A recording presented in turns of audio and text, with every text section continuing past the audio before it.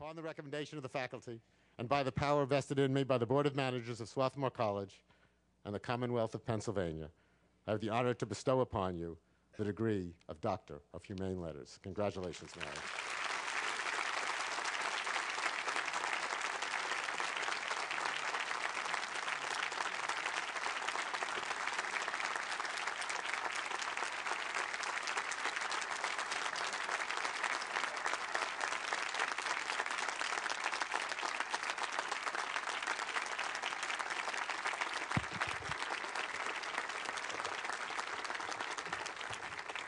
Thank you so much, Al. That was quite extraordinary. I feel as though my life has flashed before my eyes.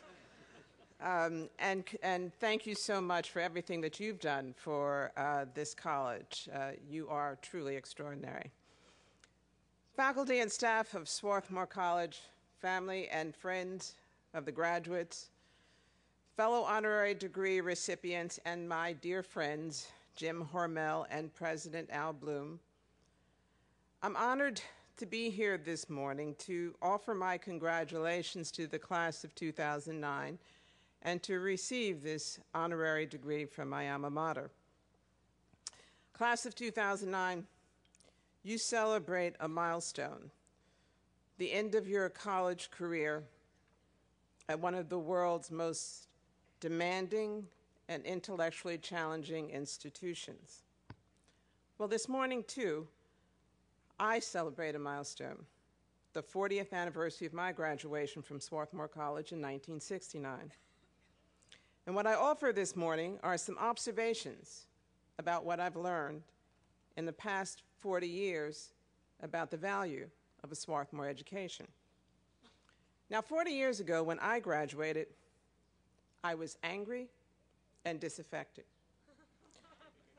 The world was undergoing radical social and cultural revisions. One of those revisions had been the admission in 1965 of Swarthmore's first class that contained more than 1 or 2 black students. Ours contained 20. The decision was part of a pioneering effort on the part of colleges all over the country to integrate previously segregated campuses. By the time of my graduation, Swarthmore's pioneering effort had experienced a major breakdown. Earlier that year, there had been a tense standoff between the college administration and black students who occupied Parrish in protest of some of the college's policies. During the protests, Swarthmore's president, Courtney Smith, died of a heart attack. I was not on campus during the occupation of Parrish. I did come to my graduation, however, wearing a black armband, a very large afro, and an even larger sense of disappointment in what I thought then was a failed relationship. When graduation was over, I vowed never to return to the campus. In spite of my self-exile, Swarthmore continued to teach me several powerful lessons. Lesson number 1, you may desert Swarthmore, but Swarthmore will never desert you. Actually, I'm convinced that the college installs tracking devices in our diplomas because no matter where I moved in the world, whether it was Zambia or upstate New York or the suburbs of New Jersey or finally Manhattan, Swarthmore was in touch. As a result, for years, without visiting the campus, I kept close tabs on the college. I could see that the multiple cultural experiences of our country and our world were becoming, rather than a problem to solve, the basis of a rich learning environment on the college. Lesson number 2, the Swarthmore quality of mind is sturdy and dependable.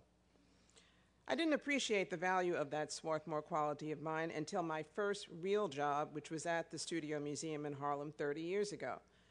Now, as fragile as you think the economy is today, 30 years ago, New York City was on the verge of bankruptcy.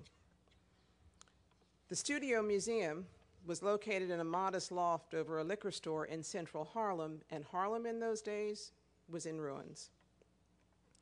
The embryonic museum had no money, and as executive director, I had never run anything in my life.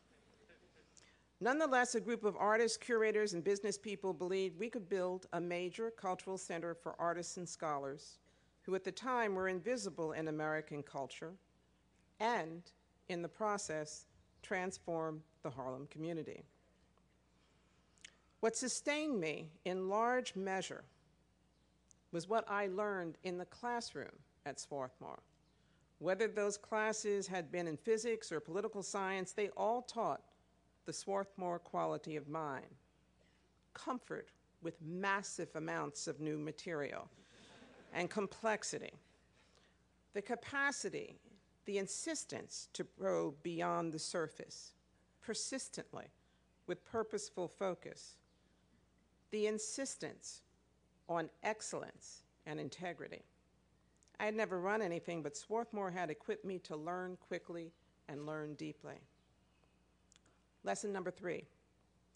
Institutionally, Swarthmore taught me what it means to stand for something with integrity.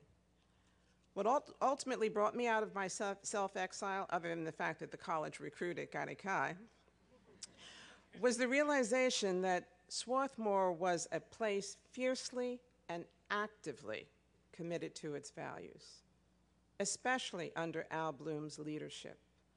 The college has constantly invited the entire Swarthmore community to engage in a process of intense, ongoing self-inquiry and critique. President Bloom makes use of that phrase, ethical intelligence, as a description of what Swarthmore students possess, but the same could be said of the institution. As someone who has led not-for-profit, government, and academic institutions, I find the Swarthmore institutional example as potent as its educational model. And the final lesson that I've learned these past 40 years is that there is no final lesson. There is no triumphal point at which we all sit back and declare victory.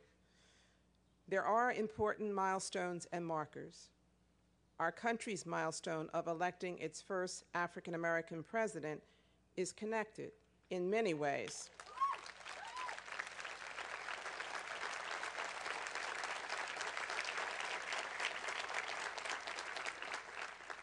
That fact is connected in many ways to the lessons we learned on this campus 40 years ago.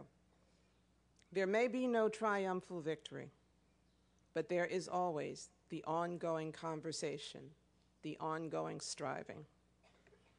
There's always the constant questioning and critiquing in which the college's leadership, its faculty, administrators, the board, you as students, and now you as alumni participate, and which continues to make Swarthmore, the education as well as the institution, so valuable in the world. So congratulations.